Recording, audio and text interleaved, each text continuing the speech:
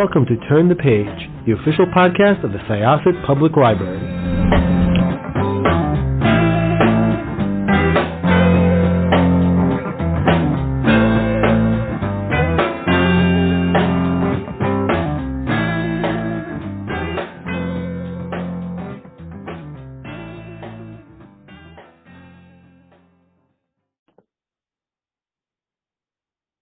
This is Jessica with Syosset Library's Turn the Page podcast, and I am dreaming of being on a tropical island today. I have not been on vacation for a very, very long time, as most people I'm sure can say, because our guest today is an author and works as a flight attendant and wrote this amazing book called The Layover, which is a rom-com and has a cover that will make you want to grab a pina colada. First of all, there will be no pina colada having. This is a Belize breeze kind of book. If you're gonna have a Belize.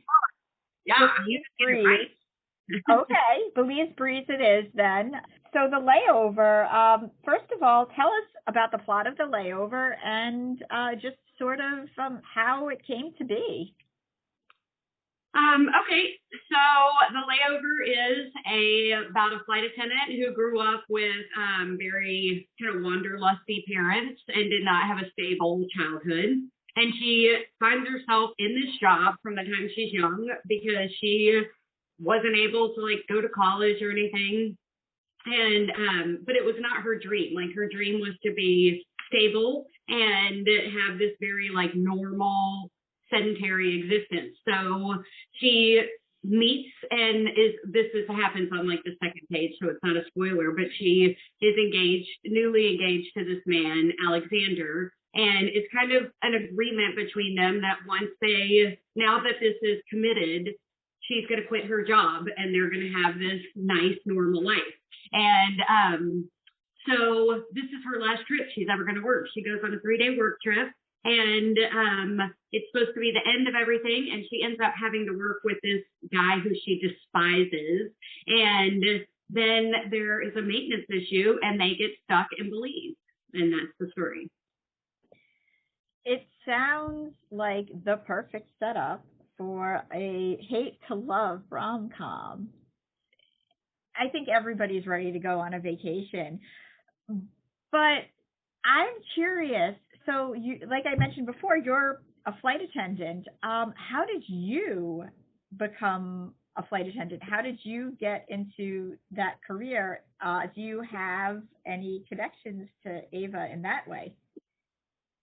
I actually always wanted to be a flight attendant. When I was a kid, my mom's friend quit her job and became a flight attendant, and it was such a shocking thing for her to do at the time.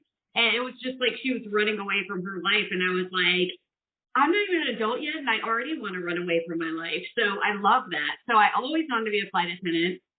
And I did not realize how hard it is to get a job as a flight attendant. And I had started working in restaurants when I was 15.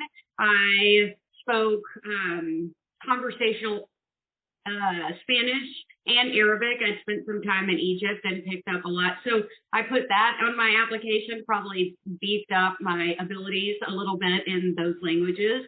And still, I did not get a single interview. And then I had a friend whose dad worked for, I think he was president of the union or something for Southwest. And he wrote me a reference letter. And I found out later, they go through hiring periods where they will literally only look at applications that have a reference from somebody within the company attached. So thank goodness, because that changed my whole life. That's amazing. I had no idea. And it's funny because you are actually the second flight attendant turned author that we have spoken to this month. The first one was T.J. Newman, who wrote Falling, which is not at all like The Layover at all. That is a thriller, which is described as Jaws in the air. This is not a thriller, but I believe people will enjoy it just as much, because I'm of the mind that there are different kind of beach reads. There are the beach reads that have you sweating because of what's going on the page, and there are the beach reads that you can just breathe out, put your feet in the sand, and pick it up like a literary cocktail. And I think that this is what's going on here. Rom-coms are sort of like the polar opposite of thrillers, because often both of them involve sort of anxiety about what's going to happen next. Like with a rom-com, usually there's embarrassment, or with this situation, Ava meets up with Jack, who she just absolutely cannot stand. And even though you kind of know that things are going to go in a romantic way, you also know there's going to be embarrassment. So either way, your heart is going to be something. So I think it's really cool that these two books kind of came on our radar at the same time. Is there a lot, like, within the relationship of the crews? Is there usually, I mean, do romances happen, or is it sort of like you're more like family? I mean, there are a lot of women flight attendants. It's not often that heterosexual woman and a heterosexual male even find themselves on the same crew. I think there is quite a bit of overlap between flight attendants and pilots, so that's probably a little more normal. But it is, I mean, it's said in the book, and I don't think most people know this, but you fly with somebody, and for 3 days, you and your crew, like, you talk, well, okay, first of all, you're with the same flight attendants for all 3 days, but often the pilots are coming and going. Like, you don't typically have them for 3 days.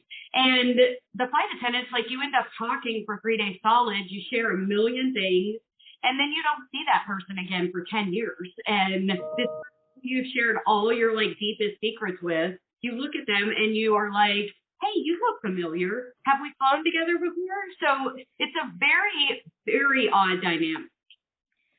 So it's not as small a world as I think some people believe it to be. Well, yeah, I mean, you always see it, like, I just watched The Flight Attendant, the HBO Max show. Oh, the Chris Bojalian, based on the Chris Bojalian book, yes. Yes, and it was amazing, but they were, like, flying with the same people the whole time, and I was like, well, wouldn't that be fun? Because I've never had a job in my whole life where I have, like, a community built in. Like, instead, I have these intense fleeting connections. But yeah, like, so our schedules are seniority based. Like, every month we bid for our schedules, and it goes according to seniority. And one of my best friends in the whole world, I met at training 16 years ago. Our seniority numbers are one number apart. We're based in the same base, and we try to fly together. And in 16 years, we've flown together 3 times. Wow. Right? Wow. This is so informative. I think any of our listeners who might even be thinking about going into aviation in this way, you might not fly with your bestie. Maybe that's a good thing, because I know, sometimes too much bestie time is difficult.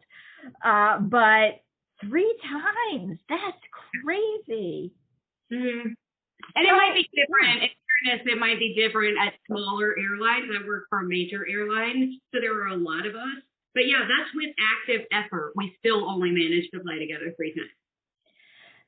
So I may or may not have glanced at your Twitter, and you write on it that you are an officially published author. Congratulations. And that your 8-year-old self would be so proud. Was there a time when, before you aspired to be a flight attendant, that you also wanted to be an author? And now you're both, so that's cool.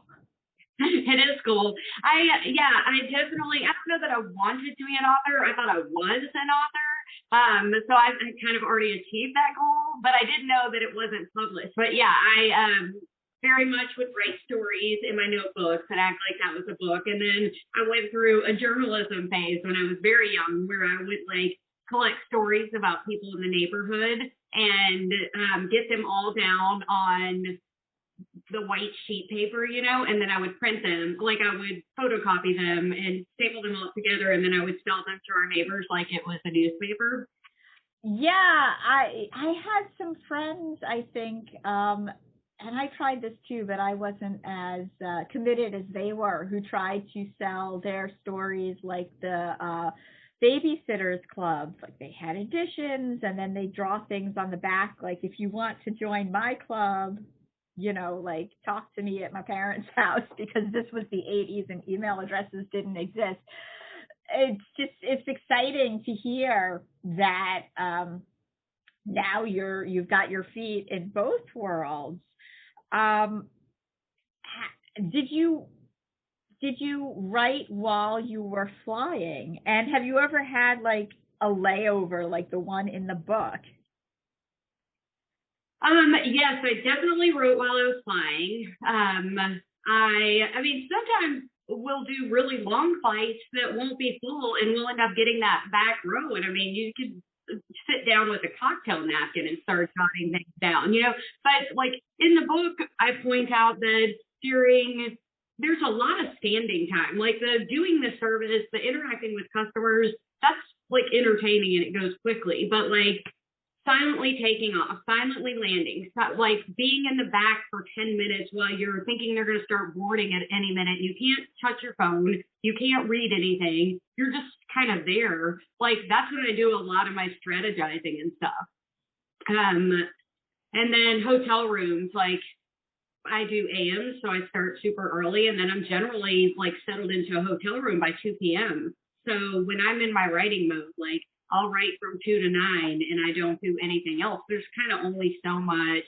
I mean, you've read on the plane, you run out of Netflix shows, like you've got to have a project. So that's where I did that. I have had some like reroutes and ended up in places I didn't expect to be. But my craziest layover story was actually in Nashville, where I live. I was commuting Nashville to Chicago for my first couple years, and so I would try to get layovers in Nashville so that I could like go home. I could have a car. I could do something other than be in the hotel. So I had a layover, and I was junior back then, so I didn't get my AMs. So I was on a PM. So I had gotten in late, but I had this whole day in Nashville, and I don't think I reported to the airport till like 4 or 5 in the afternoon. So I call my friend Carrie, who's supposed to be working like a proper adult, but I'm like, what are you doing?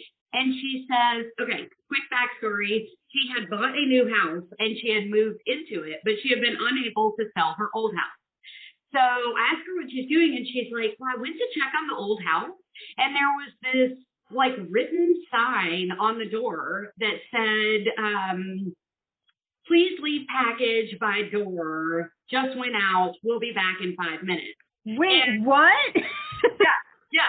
So of course I'm like, so somebody's having something delivered to your house? And she's like, I think they are. And I'm like, so it must be illegal, right? And she's like, that's what I'm thinking. And I'm like, well, what are we going to do? And she's like, well, I guess we're going to have to stake it out and figure out what's happening. So we decided we're going to do an old-fashioned stakeout. So I swap my car, I get in her car, we get junk food, and we park a few driveways down, and we stare at her house, and we're like doing a full-on stakeout. But then we very quickly realized at some point I got to be at the airport, and this is a little boring, so we need a new plan. So we start calling the different delivery companies, and her name is still listed on the house, so she can say, I have a package being delivered. Can you tell me what time it's coming? And we end up finding that it's coming from FedEx, and it is showing up in like 30 minutes.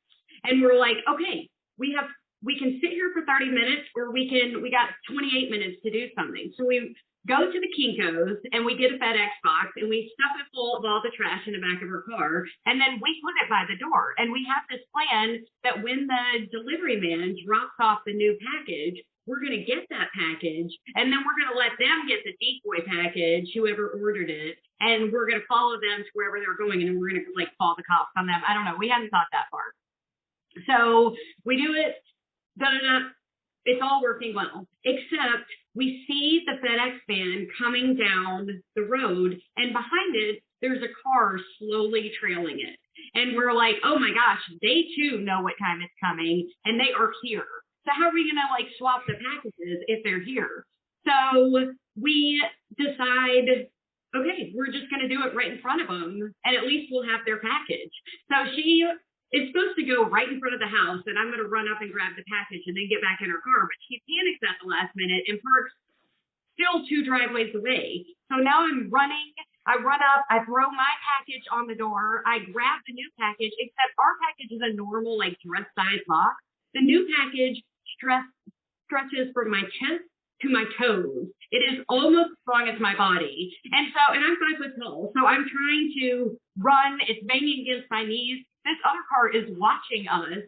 And I throw it in the back of her car, jump in. She spins around, starts driving. And the bad guy flips the U-turn and starts chasing us. And the poor FedEx driver is just watching all this go down, like, what is happening? But when a 5-tall girl with purpose runs at you and grabs the package out of your hand, I guess you just let her go, because he did. Yeah. So we are driving, the guy's chasing us, and then we spot a cop car pull into an apartment complex across the street, and we shoot across the street. We pull in next to him. The other guy's circling. End of story. It ended up being 8 shrink-wrapped bags of weed. And then I had to change in my car and go straight to the airport because this had all taken so long. So I was like totally part of a real deal drug bust. And then I'm like in uniform, in high heels, like with my crew. It was the most surreal transition of all time. So my question now is that your next book? Because that is too strange not to somehow work into a story. Right? Yeah. It was I've had some bizarre layovers, but that one takes the cake. Like just coming from the adrenaline rush to all of a sudden, and it was like a Thursday afternoon off season. So the airport is like that kind of quiet with the elevator music playing, and we're all fancy in our dresses and our heels. And I was like, how am I here now? Wow, that is absolutely incredible. Like I said, I think that that's material for a book, which I guess I'm asking you if you're working on something new. I actually, during the pandemic, my airline offered voluntary leave, and I took it, and I pounded out book 2, and it has been approved and finished and signed off on, and it is off my plate. So I am done with book 2. Excellent. That's really exciting. And this one just came out in June. Am I correct? It came out 2 days ago. Wow. Okay. So just for our listeners, because this is going to air a little bit later, today is June 17th. So when can we expect book 2? I'm imagining, I don't think the schedule is solidified, but I was casually told June of next year. Okay. So hopefully we will have a new Lacie Waldon beach read every summer in June. One thing I wanted to mention is also on your Twitter, there's a picture of you in front of a little free library. Oh, yeah. We at the library here have 3, soon to hopefully be 4 little free libraries that we maintain. Are you a fan of them? Do you see many of them in your travels? I love little free libraries, and I live in DC, so I live on Capitol Hill, so there are loads of them. There's actually one directly across the street from my house, and I will write at this little desk upstairs that stares out over it, and I constantly see people stopping and like rummaging through, and I'll be like, okay, what I'm writing is going to end up in there, so you got to go get it done. It's very exciting. I think it's been like a really cool outreach tool for the library, and hopefully for authors as well. I mean, you know, when your book is in the hand of somebody, whether it gets in one way or the other, it hopefully creates desire to read more of your books, which, you know, will be like somebody in the airport bookstore and saying, I picked up Lacie Waldon's book at a library or a little free library, and now there's another one. I am going to purchase this from the bookshop. That'd be amazing.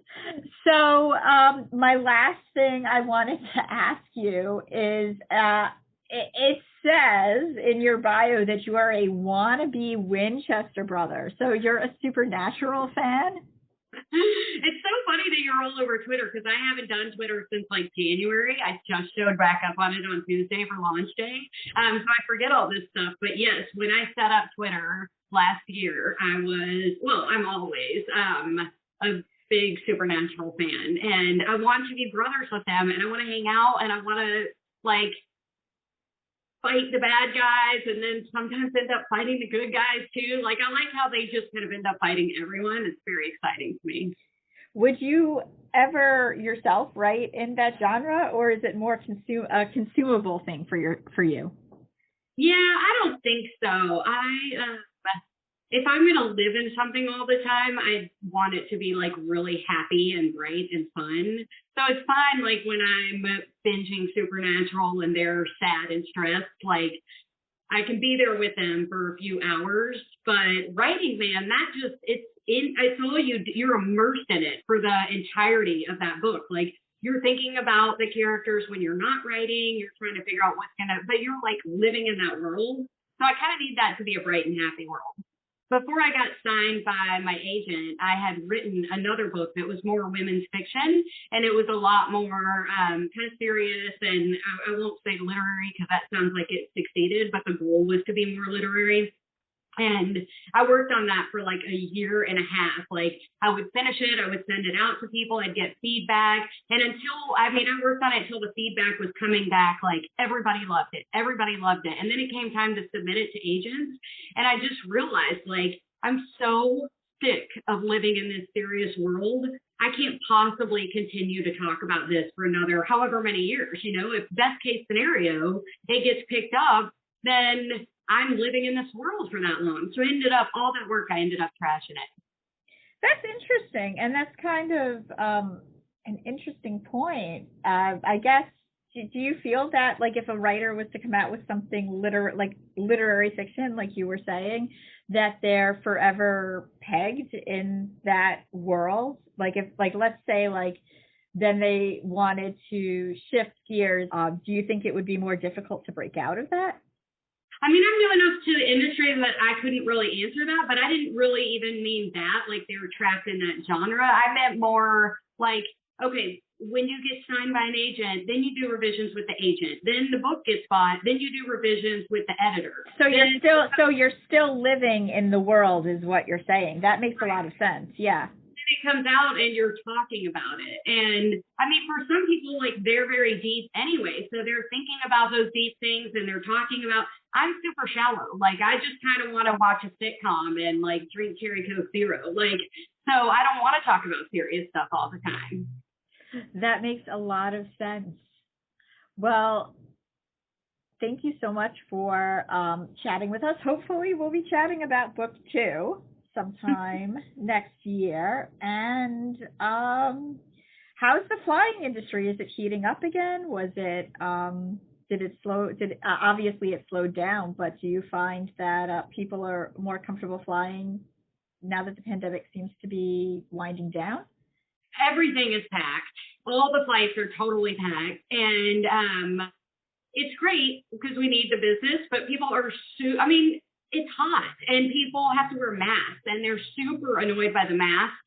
So, and I get it. I hate the mask. Like, you work on a plane for 12 hours in a mask. By the end of the day, you're going to have a headache, you know? Yeah. I can't wait for it to go away either. But it is a weird, like in the beginning of the pandemic, the flights were empty and everybody was super grateful that you showed up for your job.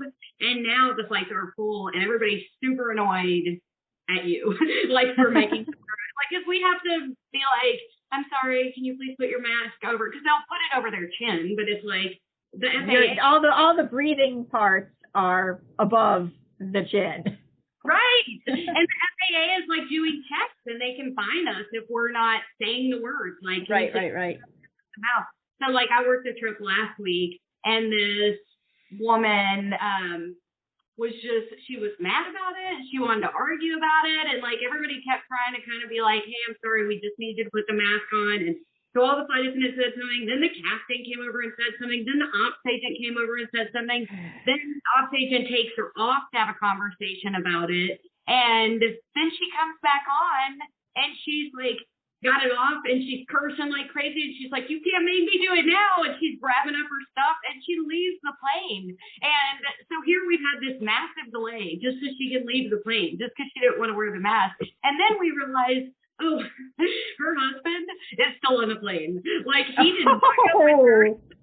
It was terrible. Of course the flight attendants were doing this, but when she left, everybody was so annoyed about the delay that they're applauding that she's leaving. And then her husband is just there by the window, head turned down over a book, not making eye contact with anyone, and he did not go with her. He went to vacation without her. Whew. Mm-hmm. Wow. Well, thank you so much, Lacie, for chatting with us. This is like a super fun episode. Please come back. So this was Jessica with Syosset Libraries Turn the Page. Our guest was Lacie Waldon. And we are closing this very exciting chapter. It's time to close this chapter of Turn the Page. Join us for the next episode.